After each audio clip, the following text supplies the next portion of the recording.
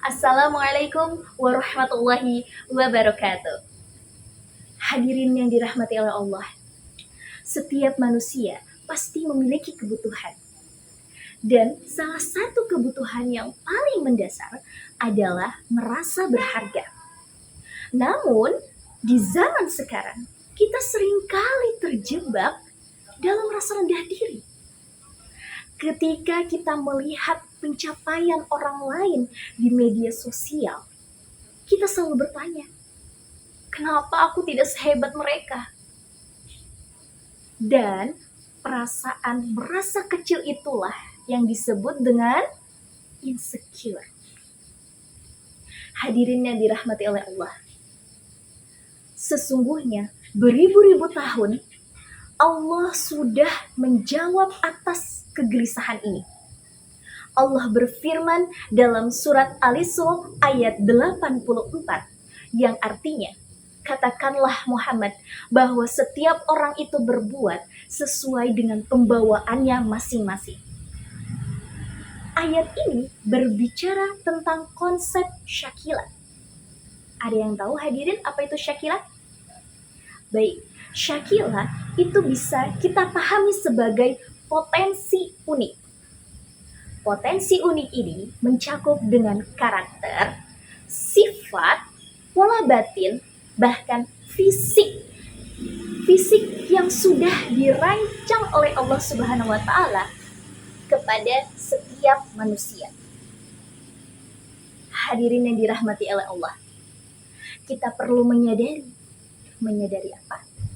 Menyadari bahwa tidak ada ciptaan Allah yang merupakan produk gagal.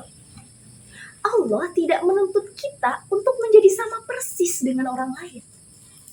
Dunia ini bekerja dengan sangat indah karena keberagaman. Ada yang Allah jadikan sebagian menjadi tangan yang bekerja, menjadi mata sebagai melihat peluang. Ada yang dijadikan sebagai kaki yang melangkah maju, dan semua itu penting. Semua punya perannya masing-masing. Untuk apa? Untuk sama-sama menuju jalan yang ia tujukan. Hadirin yang dirahmati Allah, Masya Allah, Subhanallah, Allah telah memberikan keunikan masing-masing setiap orang, keahlian setiap orang. Jadi kita tidak boleh merasa rendah diri di hadapan orang lain. Lalu bagaimana caranya agar kita berhenti insecure? Oke, yang pertama, hargai proses.